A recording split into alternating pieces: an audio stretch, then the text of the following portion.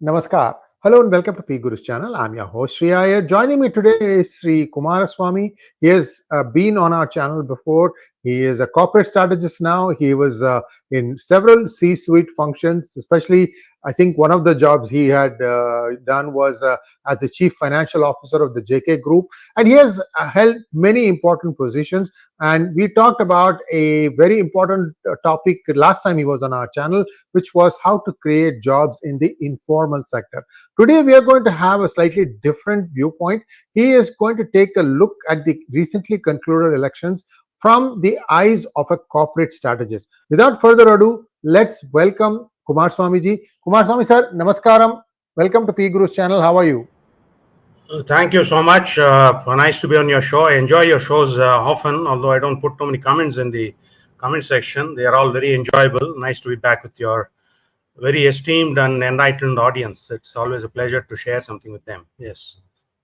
Thank you so much, Kumar. And so this exercise, we have been at it for a few weeks, and then off and on, we finally got it all finished. It's ready to go.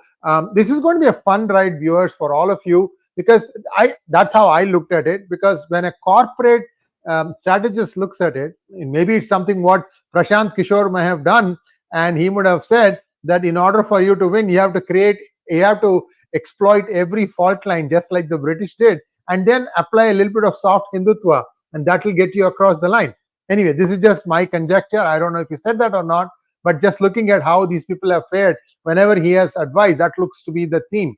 Sir, talk to us, give us a preliminary talk, and then afterwards we can launch the slide deck whenever you are ready, sir. See, basically, I'm looking at it from the corporate strategist point of view, how they look at things. Basically, many of them believe that they are going to get 400. In fact, that was the talk in the media, talk of amongst many industrialists and normal voters and BJP supporters. But they ended up with something like 240. Okay, it was 370, and this one they ended up with 240. This is what I would call a tactics gap or strategic gap. Between your potential, your own assessed potential vis-a-vis performance. There's been a huge gap. If it is a corporate kind of situation, there may have been some heads that would have rolled. And, if your personal ambitions were a little different from the organizations, somebody would have been there to correct it, either the top management or if it's not the top management. If it is the top manager itself who misread, then it would have been the market or something would have corrected, or, shareholders would have corrected it. But of course, in this case, it's a political scenario. Such corrective mechanisms don't seem to apply here. And so the whole effort is to look at things from how a corporate strategist would, approach the subject and see if there are some lessons, both for the corporates from these elections or for the political parties from how the corporates look for it. Maybe you can have the first slide on. Yeah. Yeah. Okay. So typically there are two questions which, and of course I have also looked at some messaging which is going on, intended, unintended messages, and what they portray for the future. That's the whole game plan. I must admit, all of us operate with various levels of information, and as Mr. 𝗤𝙗 𝗒𝙗𝙗 pointed out to me once in a very cutting way. Your information may be 1 or 2%, my information may be 20%, Nadda's maybe 35%, or Modi's maybe 45%. Nobody operates with full information. So all of us will have to have that much of humility in interpreting these figures. I'm at the end of the food chain, so obviously my information is limited. Also, we don't know the full constraints of the people who are at the other end who are actually doing it, which is fine. But that doesn't prevent me from feeling or thinking or advising or commenting how Dhoni should have placed that shot, or maybe Bumrah should have bowled that delivery or such a thing. If you are involved, you tend to comment on it. But more than that, two compelling things which make me do this show is that Parivarvad is creeping everywhere, including BJP.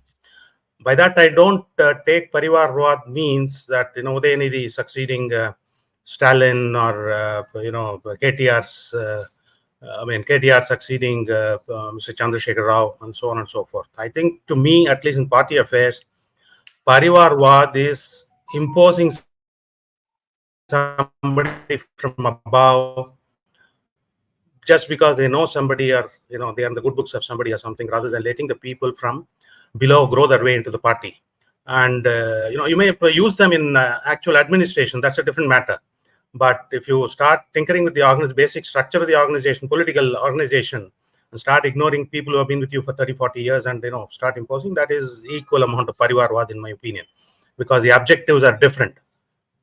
But in fact, right from the beginning, I've been since the end of these state elections, I've been feeling that this the theme of this elections is who is the prime minister next, not who is going to be the prime minister.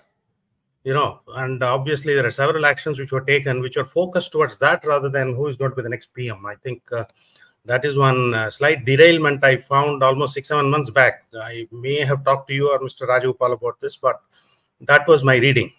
And particularly after the state elections went their way, I think it was let loose, I think, with gay abandon. I think that's my feeling.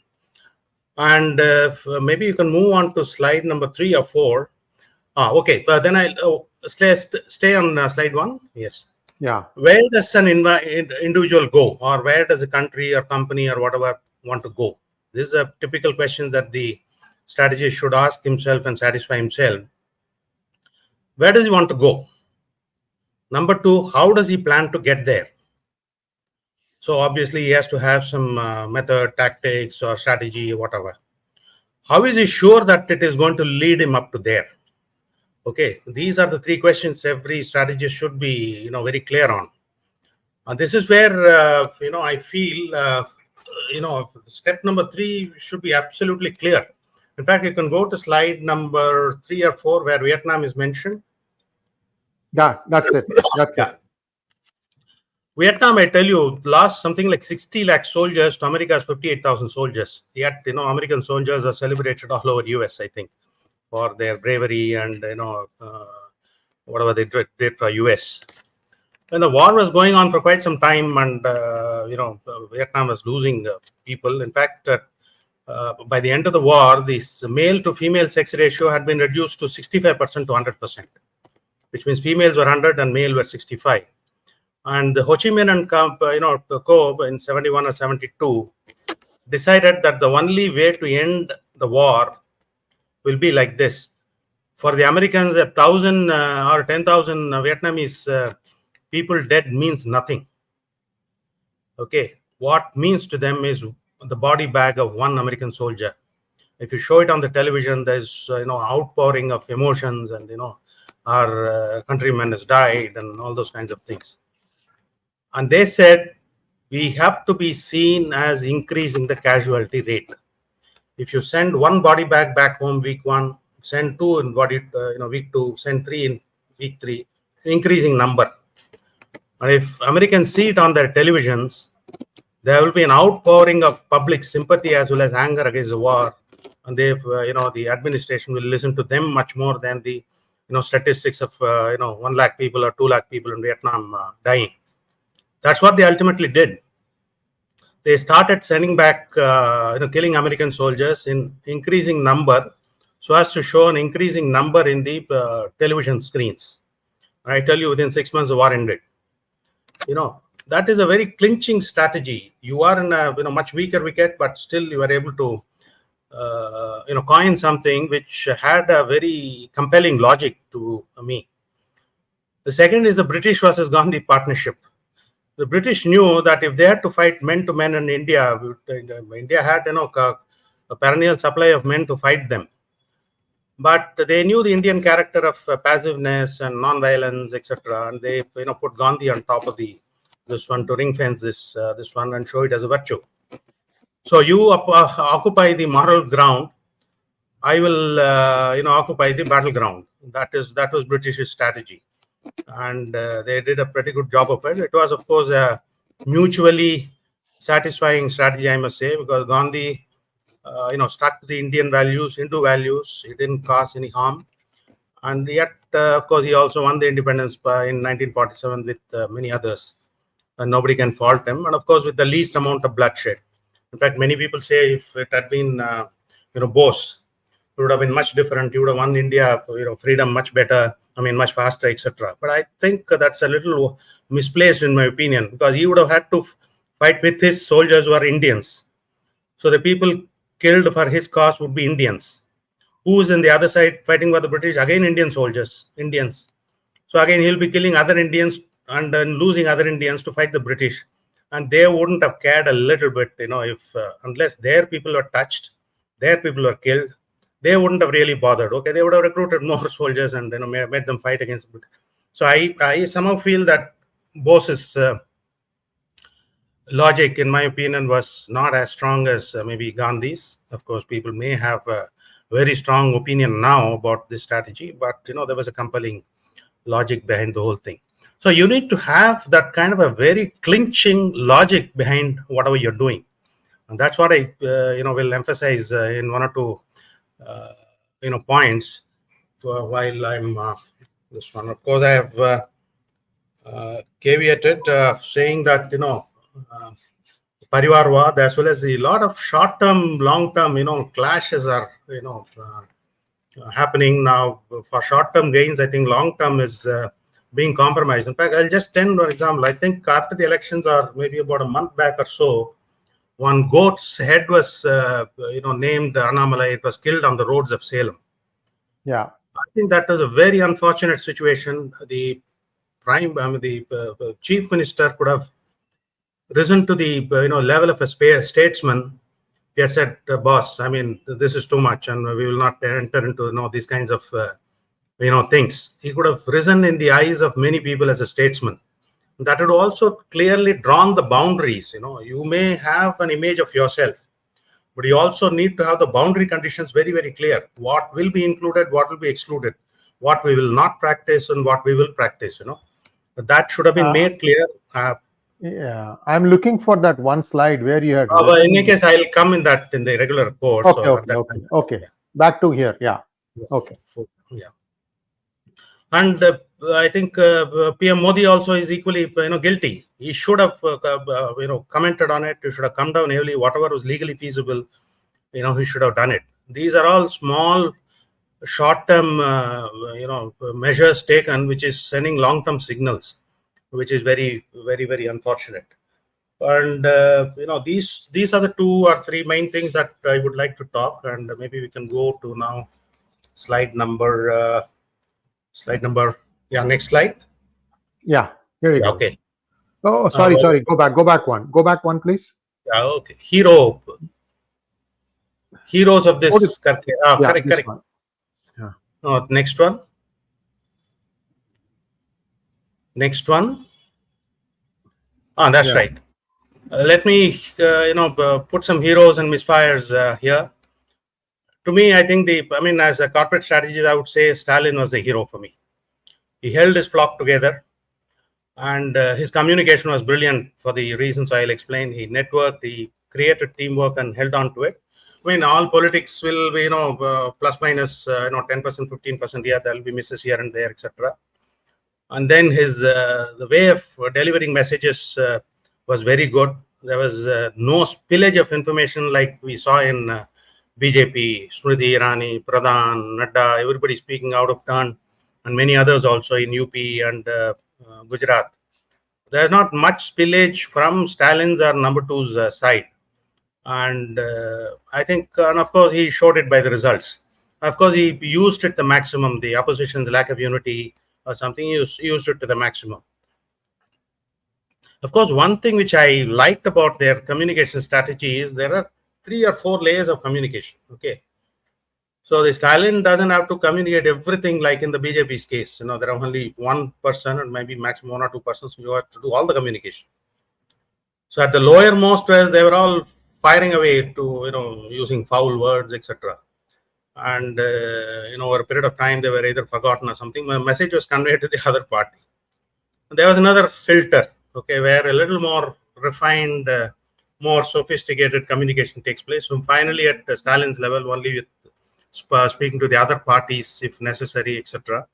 So if something had backfired, also Stalin could have easily washed off his hands. This is not mine, and somebody else said it. We will punish him. We'll remove him from the primary membership, but make him corporator in the next election. All those things. It handled it brilliantly, I thought. And of course, the other people who got it right were Mohan Yadav. He delivered the entire state.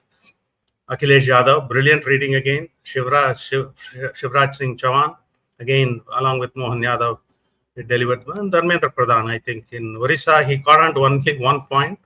He delivered that punch very well, and without making too much of noise, speaking out of turn or some such thing, and he got it. And unfortunately, the misfires, in my opinion, are Annamalai and Maharashtra. Let me go back to the original question. Where is he going? Is it clear? Where is Tamil Nadu's BJP going? Is it clear? How are they going to get there? They are primarily this one, a corruption-free government. Okay, that's the primary plank, at least as far as I could make out. Maybe protection of Hindus, protection of temples, or temple renovation, or all those kinds of subsidiary things. But the main plank is Kamaraj's administrative ability or whatever. As it happened, nobody really cares for those things now, and with the best of ability, Annamalai is. Hello? Yeah, I'm here. We can hear you fine. Go ahead. Yeah. With this one, they have got something 11.4% vote share. So let me question, is it a winning logic? Is it a compelling logic like this Vietnam or Gandhi's example I gave? In my opinion, no. Because it's a half complementary product, in my opinion, that corruption eradication or some such thing. Because the other complementary segment is a judiciary. You need to have a very effective and a quick delivery of justice for your offering to be made full, and we don't have that. So people have lost interest in that kind of a plank offering to the voters. But the same thing, 11.4% would have been 30 or 35 if there had been an effective judiciary which delivered quick justice within 6 months to the criminals or wrongdoers or straying bureaucrats or whatever. That very same offering would have been somewhere else. But without that, it's like saying I have the best Colgate toothpaste in my this one offering, or cleans whitest and fresh breath throughout the day, but I will not give it in a tube. You can come and scoop it up in my shop. Or like saying I'll produce only left-hand slippers, not the right-hand slippers types, that kind of thing. So that is the main reason, in my opinion. I believe this 11.4 will not even move 0.1% next time. This is the best of circumstances Annamalai could have had. Wholehearted support from the PM, wholehearted support from Mr. Stalin also.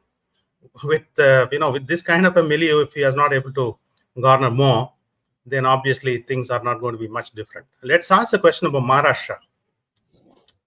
2018 or 19, when I think BJP stalwarts went there to get some support from Uddhav Thackeray something. First question, again the same question: where are you going to go? How are you sure you're going to go? And what's your strategy? If you are so unsure that you have to go to him to curry favor, you think he is going to get 17 seats, which he had in the previous parliament? He also would have fallen to 8 or 9 or 7. Now are you telling me that 7 seats are going to save you? I mean, somewhere the logic is not very clear. I think Maharashtra, parties have muddled through. In fact, all the parties, why only BJP? Whether it is Shiv Sena, he also doesn't have a very clear answer even today. Where does he want to go? How is he going to get there? No, for this one, what is the clinching logic to support that he's going to get there, to believe that he's going to get there? I don't think so. Neither BJP, nor Shiv Sena, nor Power, nobody has that answer today. And that's a unfortunate situation. In fact, the same thing should apply to local ADMK chief Edappadi. Yes. What is his offering? His offering itself is not clear. And if it is, let's say, legacy of MGR or Jayalalitha, let's say, that is riding on, he had not mentioned their names at not even 1/10 the number of times Stalin mentioned, DMK people mentioned Karunanidhi and or even Periyar. So if you are riding on something without mentioning its name or this one trying to evoke good feelings about their administration or capable administration or something without mentioning their name or recalling their great deeds, I think it's a misfired communication, in my opinion. I think he has to. I am equally clear that he is not going to inch up on his vote share at all in the next future elections either, unless of course he goes back to his erstwhile ADMK voters who have shifted to others and talks to them and finds out. Sure, sir. Kumar, the voter percentage readings from Tamil Nadu make interesting reading. Yeah. Do you know where the BJP got its vote share increase? Not ADMK. ADMK actually had a 0.5% increase across the state. Yeah. DMK lost 6%. The bulk of the strength is from DMK, not ADMK. Yes. I appreciate it. But, in my opinion, the repeat purchase rate, if I can use corporate terminology, will not be, much more, because this time there were a lot of misdeeds by the DMK, including mishandling of this floods, etc. And with all that taken together, this is what you have come to. Okay. But you need 30%, not 11%. I am talking about the possibility of traveling from 11 to 30. Okay. It has a niche. I'm not saying corruption is a complete non-issue. In fact, people saying corruption is a non-issue itself is a big question mark. If you are given a complimentary justice system, people will come back to bite that offering. That's my opinion. And getting back to Edappadi, I think he has to go back to the drawing board, talk to his erstwhile people who shifted to the other parties, or his own people who are now voting for him, try to find out what is it that is making them tick for ADMK. And, first of all, formulate his, offering and strengthen them. And if it does happen to be MGRs and Jayalalitha, there are so many good deeds they have done at a personal level, at a helping the poor, helping needy people, their own party men, etc. So many gracious acts, so many things to emulate, etc. And they have to, propagate it completely so that, they also get the benefit. In fact, I had suggested today, unfortunately, MGR for all is, good deeds. In fact, if he is put on the voter, ballot with his photo, in my opinion, he might end up getting at least 10 to 15% of the votes, followed maybe by Jayalalitha, 5, 6, 7%, and Vijaykanth for once, in my opinion, will get at least 2 or 3% even after his death. That area of offering is completely unexploited by everybody. DMK doesn't talk about them.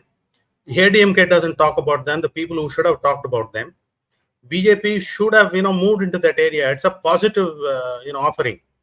People have very good, memories of MGR. But there are also other people who talk about, his misdeeds and how he played around with the cine industry. That's all fine. But on balance, that is one thing which is waiting to be exploited, in my opinion. And, that's up for grabs. Yeah. Shall we go to the next one? Yeah. One question, sir. We can stay here, but I have a question. Did you follow the Thiruvanatpuram fight between Rajiv Chandrasekhar and Shashi Tharoor? I was only, very mildly following it, not fully. Yeah, you can tell me. Yeah. So what happened was in 2014 as well as in 2019, when it came to, trying to pin him down, the BJP candidates never, not even in one meeting, mentioned the fact that Shashi Tharoor is under bail, that his wife was suspiciously murdered.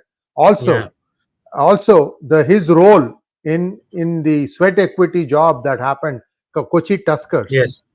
Right. These things were not mentioned. I mean, you have to go for the jugular. That's why I was asking you if Rajiv Chandrasekhar this time mentioned, because he came within 16,000 of winning the election. 16,000. So these kind of things would have taken him over that line. No, going for the jugular doesn't seem to be BJP's cup of tea. In fact, even if they come for your jugular just to gulp it and this one, they will not. I don't know why, but that's the way it is, I think. So are we on to the next this one? This is the next one, sir. Go ahead. Yeah, okay. So some of the messaging, Pradhan, we talked about. Arvind Kejriwal's vote share. You are voting for Amit Shah and not Modi. Yogi will go in 3 months. I think it was a brilliantly crafted message. I started to think if he had been out complete during that period, he would have made full use of it. And, it was a very apt reading as well as a very well coined, message. And I also think Annamalai's conduct during the whole thing was a welcome relief. I think that's the way politics should be run. Very responsible and very restrained, even when he was, with full force rebutting anything which the whatever was lobbed at him with facts and figures. And towards the end also, he had changed his character and he was giving it back in a polite, decent, civil way, but in the way that politicians give it back, rather than a typical IAM classroom discussion kind of thing, which is what he was about a year and a half back. Now he has metamorphosed significantly. He's talking more like a politician, to the point, rebut it, but not 3 pages of facts and 2 pages of readings or some such thing, which is very good. And of course, most important thing to me of in the election was the 240 of Modi. Modi may have alienated the Muslims. I think that's what they see, but I think he has alienated more Hindus than perhaps Muslims, with his own inaction, some actions, and whatever they were expecting, which was not delivered, etc. And there were plenty of internal squabbles. I think this time, wrong selection of candidates, nearly 116 seats being given to the people who have just come in, and all that kind of stuff. And of course, what happened with RSS. Despite that, he has got 240 BJP, which, in my opinion, is purely based on his performance and whatever they have delivered in terms of low-cost housing and gas and water and whatever kinds of things. And wherever they're ruling, law and order also has been quite under control wherever they are in the state. The welcome message, in my opinion, is this 240 is the base for good performers. So I think that's a good point, and more and more people probably would take to it and start this as a plank for further progress. Yeah, next slide. And this first statement, I tell you, 11.4% in TN is the biggest marketing failure in my opinion. Okay, it was supposed to be like a product launch initially when it began. We are going to get 25% market, this one vote share, we are going to take so many seats and things like that. It started somewhere in between. It slowly transformed itself into a dipstick study. We are not interested in number of seats going to get. We are only interested in the vote share percentage. We want to increase it. I think that is a real giveaway in my opinion. And 8 times Modi's visits, I think that was too overdone. I think the intelligence should have told them that Annamalai might feel 20%, 25% vote share he might get, but you are not going to get more than 9 or 10% or 15% or whatever.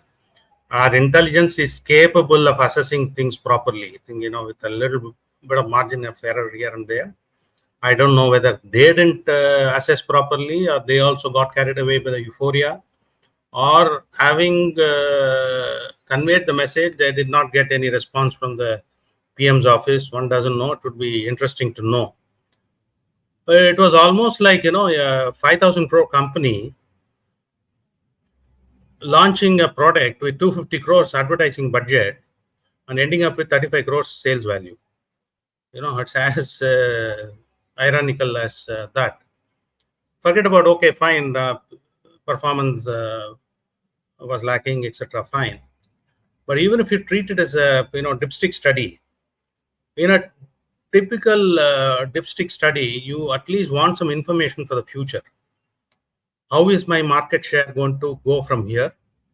What are the gaps in my offering, which I have to top up to get, get that wherever I want to go?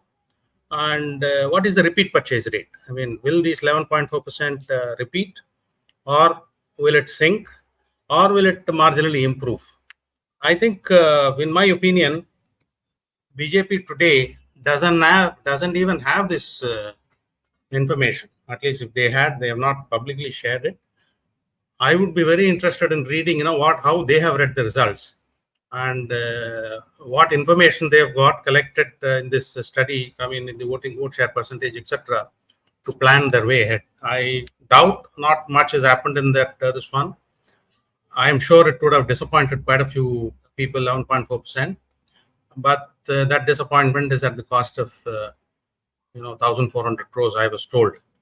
But the biggest failure is Prime Minister really bet big on this. I think he almost must have spent at least 5 to 10 times the amount of time he spent in any other state. What have we established? The best delivering PM for the last 10 years. He has delivered a lot of things to the people. He is worth only 11.4% in Tamil Nadu.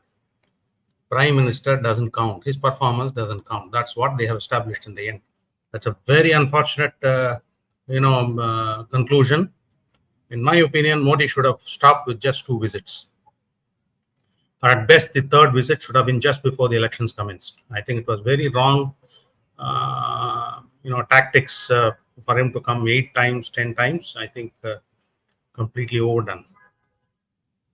And the next is, of course, the beheading of the goat in Salem. I think, as I mentioned, local CM could have handled this to his benefit. If he had come on the screen saying, "No, guys, this is too much.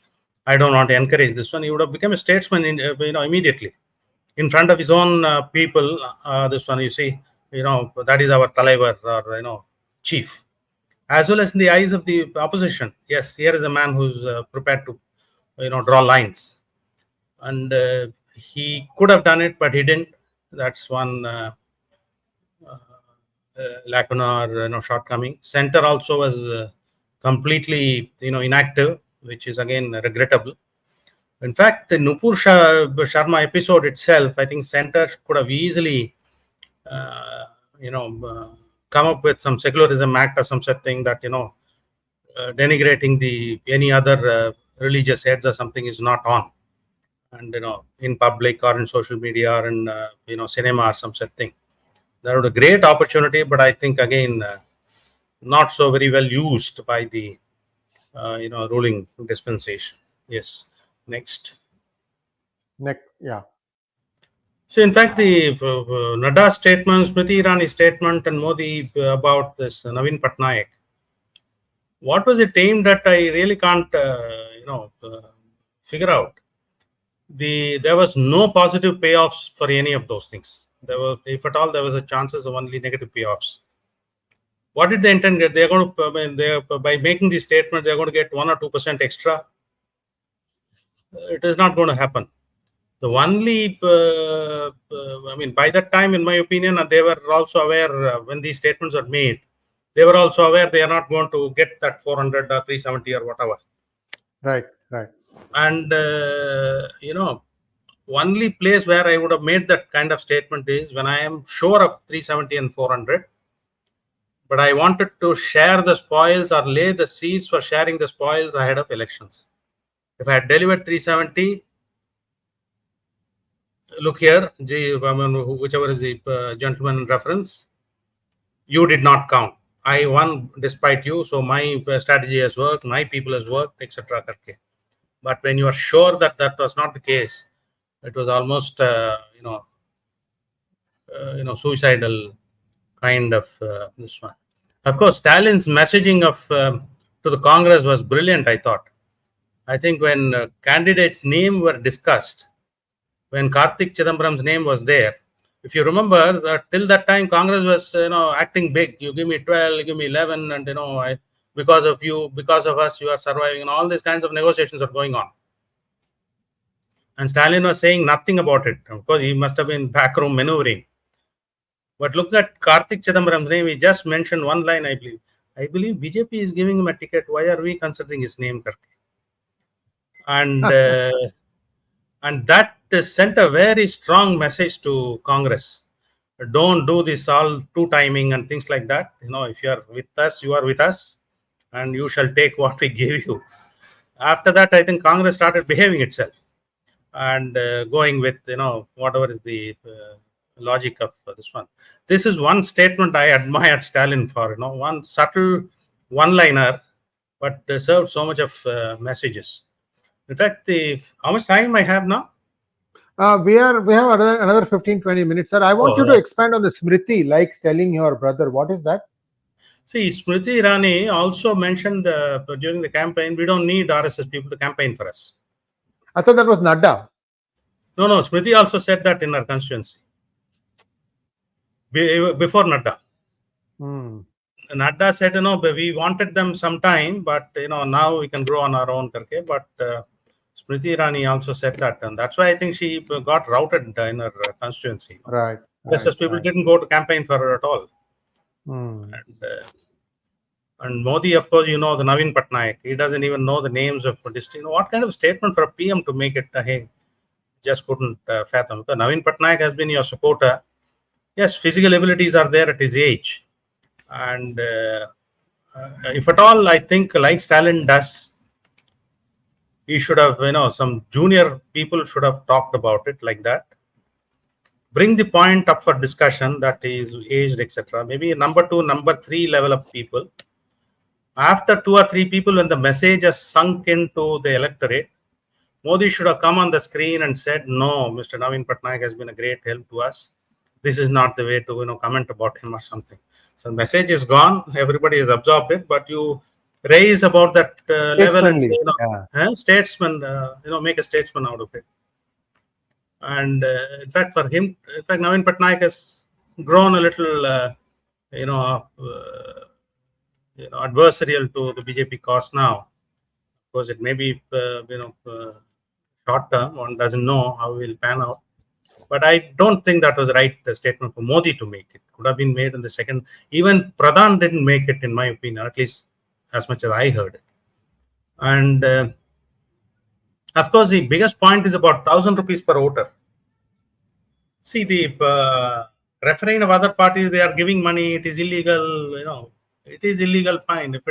If in this country, at least, what is legal is what is getting caught or something. What is not caught is never illegal in this country. And if they are doing it, I think you should also do it. And there's no point in ruining that they are doing it, we are not doing it. But that's not my point. The point is the message of this 1,000 per voter should have been diluted by a variety of things. I think they could have done 2 or 3 things in that direction. 3, 4 things is like, oh, they are giving you 1,000 rupees, please take it. And, but then, the 1,000 rupees you are receiving now is just about 400 rupees what you got in, 2008 or 2009 elections. This is not going to buy the same thing. So don't be satisfied with 1,000 rupees. Next, only 1,000 here. Next constituency, they are giving 2,000 rupees. Okay, or ADMK is giving 2,000 rupees in the next constituency. That kind of stuff. They should have played around, that 2,000. Or, BJP could have said, when I was Nota competitor, they gave you 1,000. But today I am supposed to get 7 or 8%, which will, affect their chances in so many constituencies. So you people should demand more. Don't be satisfied with 1,000. Ask for 5,000. You ask for 10,000 rupees. And particularly when BJP were tom-tomming 22-25% vote share, they should have sent the message, please demand 15,000. Because your vote is worth 15,000 to DMK now. Otherwise, they will not. So slowly, if you diffuse that 1,000 rupees, the image or message, at the end of the day, when he received 1,000, you should have been dissatisfied with that 1,000. No, you are giving 2,000 there.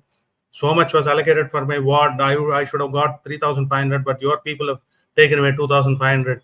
ADMK is giving more, but my vote share, vote worth has gone up. He should have been so dissatisfied to receive that 1,000. It is not very difficult. In fact, I think there is a theory way back in 49, I think, Dusenberry. Money is a relative commodity. You feel very satisfied when you get a 21% increment. you were expecting only 15, but the moment you know the next guy got 23, your whole enthusiasm goes down. All the euphoria and all dies down in a second. The same way, I think they should have diffused this 1,000 or any amount being given by the parties, considerably. And let's go to the next slide. Somehow I felt that the PM was aware of less than 272 much before, in my opinion. I could read it at least 2 months, 3 months in advance, and that's why I switched over to watching Azharuddin and Randy Roberts, bowling and batting performance, which were much more engaging, in my opinion. And in fact, I mean, the two things which I'll tell you as a pointers. If you see the interview with Navika Singh of Times, most of the time Modi is with his hands clapped in front. It's a body language saying that you have something up your sleeve, up your mind, very important, which you don't want to slip out. That's a body language equivalent. And when she asked her pointedly, how about 400? You ask, cricket captain, are you going to win today? You have 350 to score. A really buoyant captain will say, yes, the pitch is flat, and they are one ball short. Fifth day, we will definitely go for it. And our batsmen like Virat Kohli and Sehwag is in top form. We'll go for it. That's the language of a winner. The in between, he'll say, yes, chances are there. We will take up, we'll take it up and go for it or some such thing. The language of a loser is, 350. 2 years back we scored 350. South Africa also scored 350 against Australia. And, 3 matches back, we also scored 350 in the first innings, means you have lost it. It is not a message of a winner. It is an apology of a winner, That's the way I felt it. And that's the way he answered that 400 question about Navika Singh. When she asked him, are you confident of 400? 400 is what we already have. That was a sure giveaway, in my opinion. And of course, as if to top it, in between, he slipped out for a day to Bhutan, if you remember, to get the civilian award, which was announced maybe about a year or so back. I know you can check the date, maybe 6 months. It was long since pending. Why did he do it? Unless he was not sure of coming back. Why would he, in between, when the election duty was so much, to go to Bhutan to receive their annual in their country's honor? I thought was sending too much of mixed signals. Let's look at Annamalai liquor shop for this one. I think one of the people asked him, what will you do for liquor shop? He was saying abolition. Then he laid out a long plan of how he's going to abolish in 1 year, 2 year, 3 or something. Any marketing offering paints only the final, picture for you. Lakme, beauty cream or something. They show you only the picture of the final end product. And they don't say week 1, what's going to happen, week 2, what's going to happen, how you have to apply, nothing of that kind. So nobody wants to see all this, only the end product they want to see. He should have just emphasized, yes, we will abolish. Bihar has abolished it. Gujarat has been living with abolition. We will also do it. After you come back, what you do is another matter altogether. There's no point in laying out the whole this one and confusing your own message. Oh, only this much, whatever you want to say, the other party, only this much you're going to say or something. They should have been very clear that, only the end state of affairs, end state of things or benefits, only that he should have talked about rather than talking of the various stages and all. And of course, this is the point you were making, responding. They were mostly responding. They were not highlighting the failures of the other party. They were not setting the agenda as a leader. They were largely responding to the other people's whatever was being lobbed at them. In fact, this, of course, is the last one, messaging. Of course, the several corporates do it. We will match the best price in the market. That is only to scare away the others. I mean, if you want to fool around with my market, I will also match your price so that you also bleed when I bleed, and you have much lesser ability to, withstand the bleed.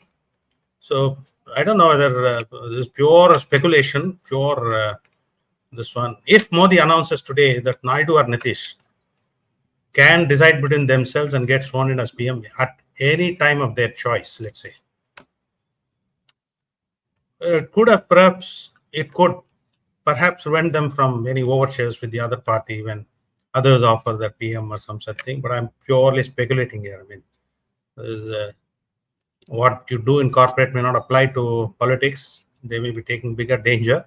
But in any case, 240 is not a small number to play around with. I think this one. Next slide. Yeah. Is that the last slide? This one, yeah. Of course, these are, some of these things. Timing of shifts, I think, was very wrong. And in fact, the two things I want to mention is 3 states go with 40 MPs and no effective ministership, I think is a little, anathema to democracy. I think he has to find some ways of, negotiating, getting somebody on board through whatever route. Of course, Tamil Nadu is a gone case because the entire thing is the opposition. But the other, other states at least, he should, like West Bengal, maybe there is a possibility of inducting some, BJP people itself as this one, cabinet ministers.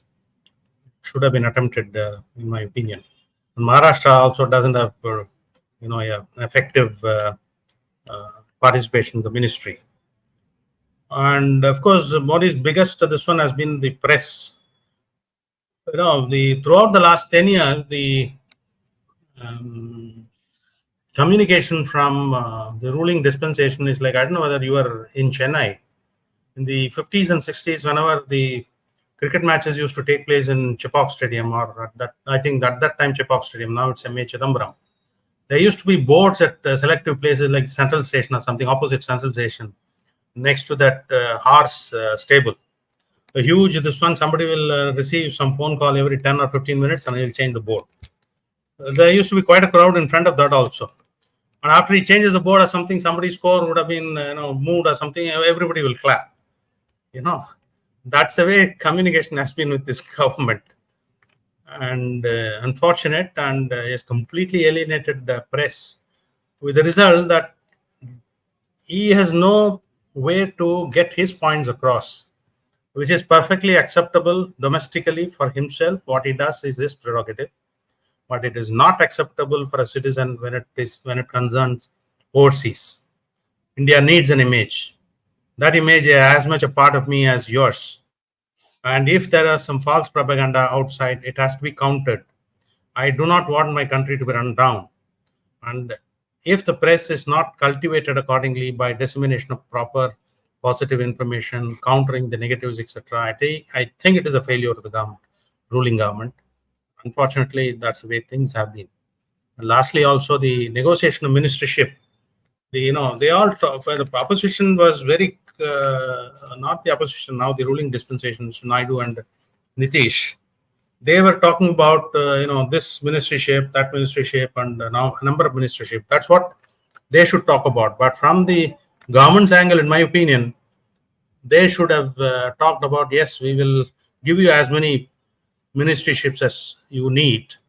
Let's talk about the agenda. Let's agree on the agenda. And then let's agree on it. And after that, you take what you want.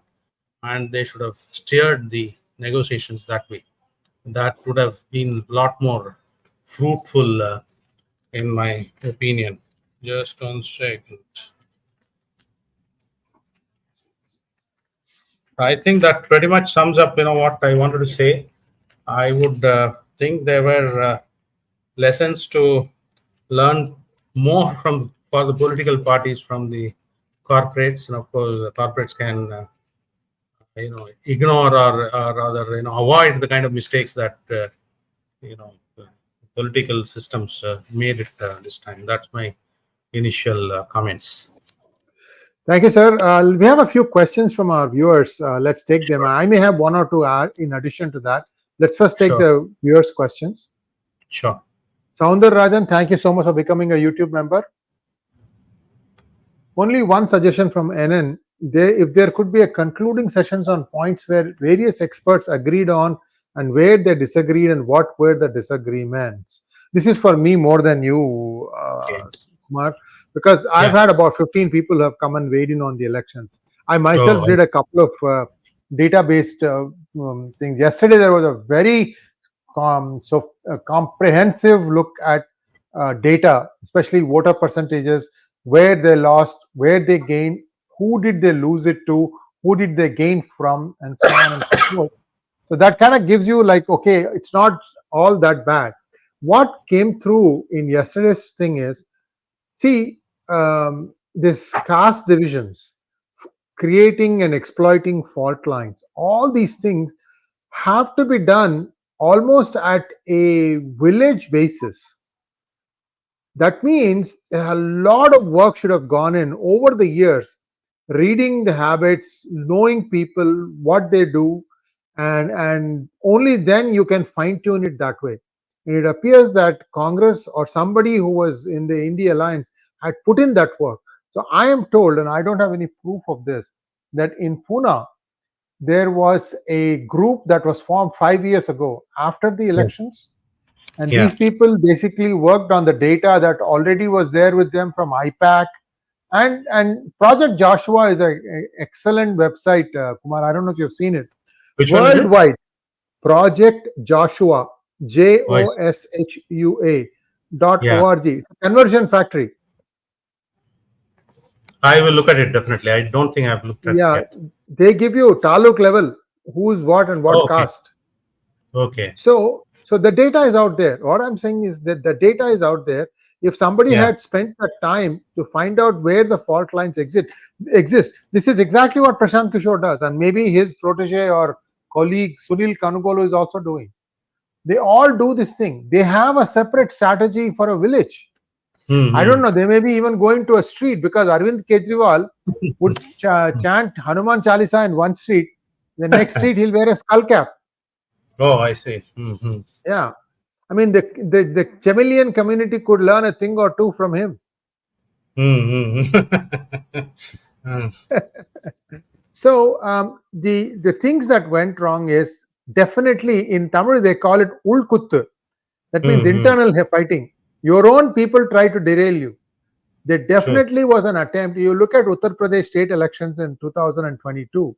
There was a conscious effort to try and bring down the 325 number that Yogi had to something a little bit about 220 or 224 or 201.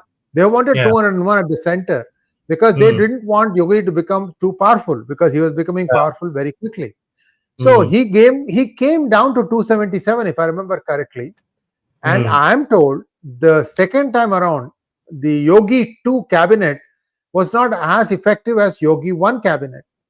I see. So that this was shown as a weakness. Look, you have to take this guy, this guy, this guy, and so on and so forth.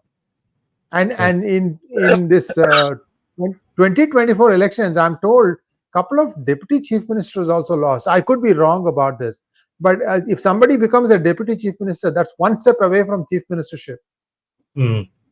If even they lose, that means clearly there was a lot of this sabotage. Sabotage is the only word I can put. So somewhere somebody has done this. And the other thing that so that's one big one, internal sabotage. Second thing that I also heard is that the booth level officers, some of them did not act according to the constitution. And that could really sink it for you. No matter how good the EVM is, if the booth level officer is going to allow the uncast votes to be cast, that completely changes the equations in closely fought battles. So these are the two things that I wanted to tell you. These are the two main things that people observed across the board.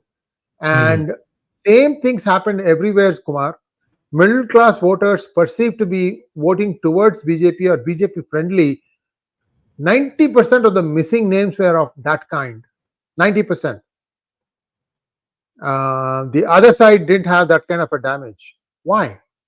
And there was this ludicrous situation of family who has lived in a Haveli in Hyderabad for 70 years. They had a total strength of, I think, 72 members of the family who all voted. And the resident showed the voter enumeration. He said, there were 15 Muslim names here. We are Agarwals. We have never, I mean, the entire family lives here for 5 generations. How did these people come? My own aunt, uncle, grandma, they couldn't vote this time. Their names went missing. So there was a deliberate attempt to try and mess with these voter rolls. And this is completely in control of the Election Commission. I did not see anybody being pulled up from the Election Commission, number one. Number two, I did not see a white paper from the Election Commission about this. If a party president in Tamil Nadu says 1 lakh voters went missing, why has the Election Commission still not opened its mouth? I see these as huge failures systemically. Are they going to continue doing this? That means then these fault line exploitation is going to take an extra step. Notice how Rahul Gandhi first said that all Hindus have terror in their mind. And then when he got pushed back, then he said, no, I didn't mean all the Hindus. I only meant the RSS and BJP. Even that is wrong. Even that is wrong. They should have pushed him back on that one also. Withdraw your word. Come on, you had him. See, this is the thing that you said, sir. They are not going for the jugular. I'll give you another example. G square. Annamalai was all over the town saying G square, G square, G square. G square's contact with First Family. If you look at the last 4 weeks leading up to the elections, you will hardly see him saying anything about G square. Why did he not say that? Why? See, this was something that was very emotive. In fact, G square also has intricate records of who is thinking of selling, or who is 85 years old, whose children are abroad, who may not be interested in getting the will. Therefore, this will come up for sale. Let us try and shake them down. All these things they have done. The DMK has a very scientific way. That's what Sarkari said first time when they investigated DMK for corruption, that these guys do corruption very scientifically. It's exactly what they're doing. And Mamta is a lot more brazen. She just says that if you go and vote for the opposition, I'm going to beat you up. So these are all things that they knew from before. Why? Sir, I told about 6 weeks or 1 month before elections were going to see, all 7 places West Bengal went to elections, some area or the other. How hard is it to take all the rowdy sheeters out from that area, keep them in jail for 10 days or 12 days? So they also know, and give them the special treatment. What they do when they go outside. So they know that if we catch you again going out and doing something, double this punishment will come to you.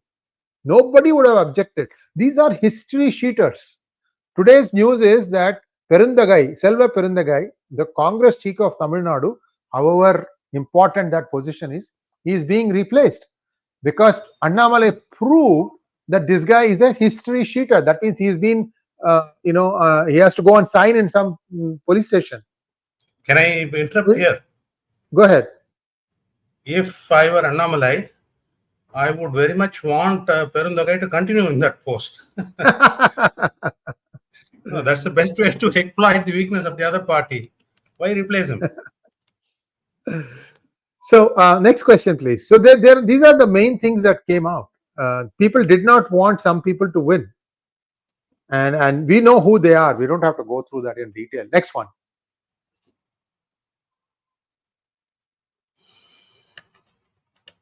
And then again, one more suggestion. If there could be monthly sessions on actions taken by BJP on election takeaways, that way we know if BJP is introspecting or not. Your thoughts, sir? See, I frankly, not only BJP, in Tamil Nadu context, even Edappadi has to do it because, all said and done, 4 years of reasonably good governance he gave. Okay. I have my sympathies for him that I don't think, the law and order was, like Bihar or West Bengal or something. He held it under control. Some places where he could have asserted himself, he didn't, but that's a very minor, this one. He has to build, if he's relying on the legacies of MGR, Jayalalitha or Anna or something, he has to relentlessly convey that message. Secondly, BJP also, you won't believe, sir, after I moved into Chennai about last May, I've done about 9,000 kilometers on the road. So as you are aware now, what I keep doing, I keep chatting up with people and ask them, Two questions now I ask them is, are they aware of this 15 rupees medical insurance scheme? 50 to 60% of the people don't know it. It's exactly the target audience, very low level people who can't afford even any medical treatment or something. And then that, this life insurance also of 12 rupees or 15 rupees, which comes, Ayushman, whatever. Even that they are not aware. Even that they are not aware. So you are, giving a scheme which is of immense benefit. They are not even aware. What you have delivered, they are not aware.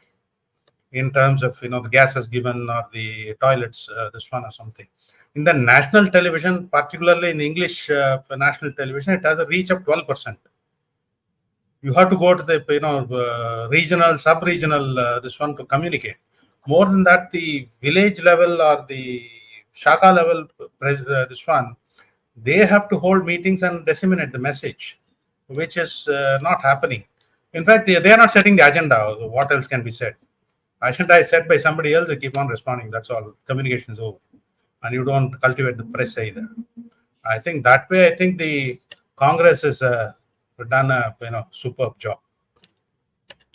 Next one, Alok Akolkar wants to know, what's a happy medium for the PM then to influence TN voters? He went above and beyond by visiting, but at the end, intent was to sway the TN people's mindset.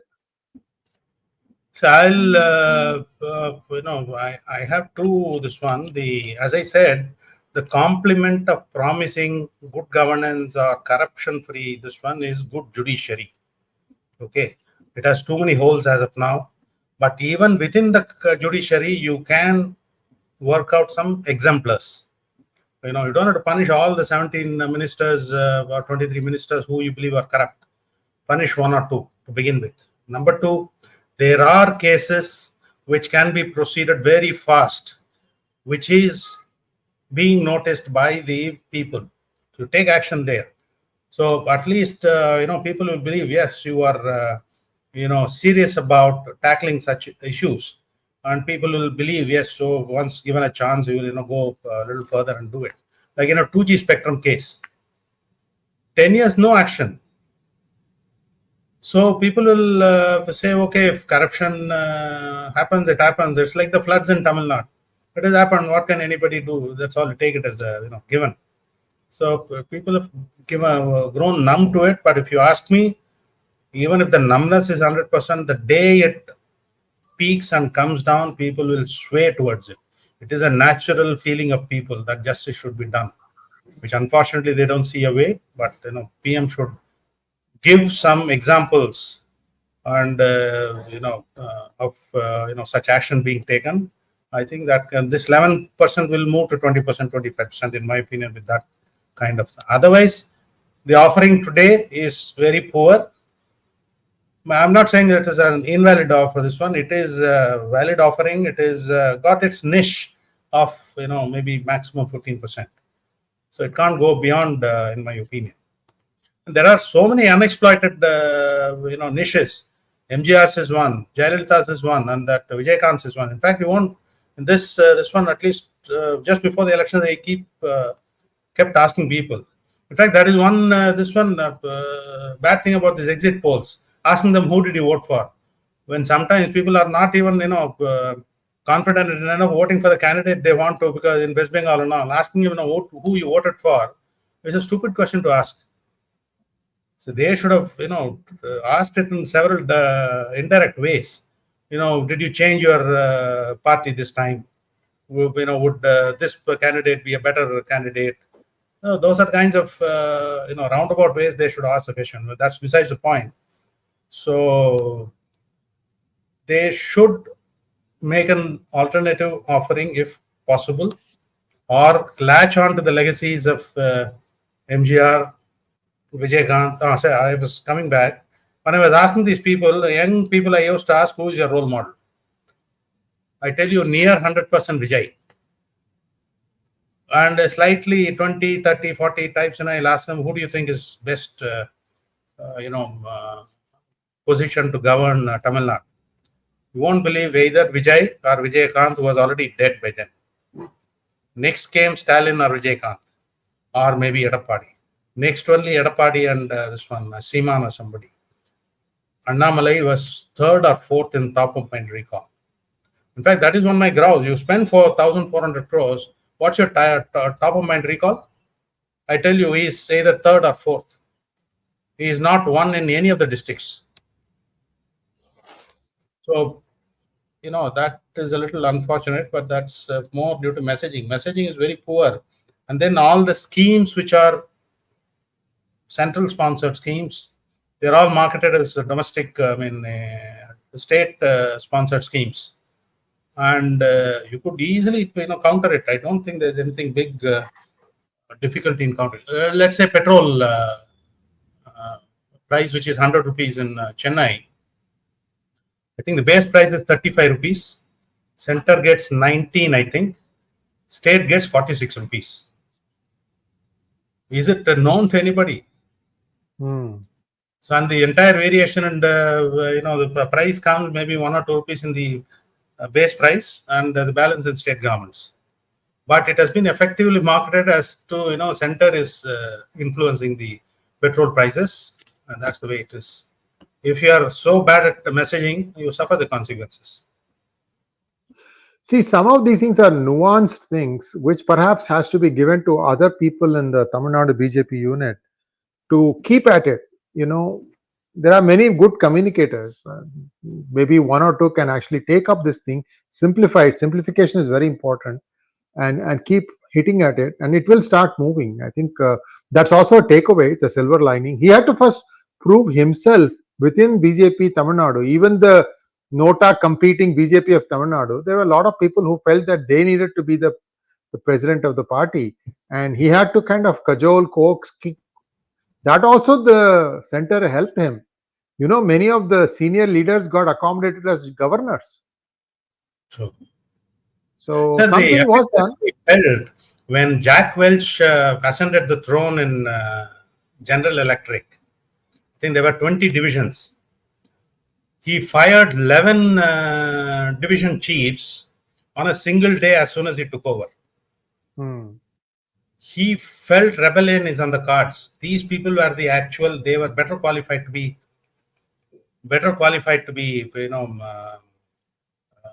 the chairman. They also had a eye on the chairmanship, but they all lost out. They are not going to keep quiet. They'll keep on fingering you.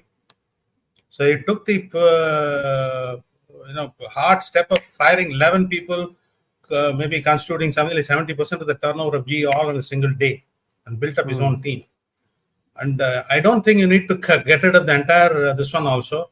Some 1 or 2 key rebellions or something should have been chopped off,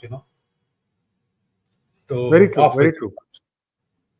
Thank you so much, sir. I think we've had an excellent discussion, 1 hour, 7 minutes.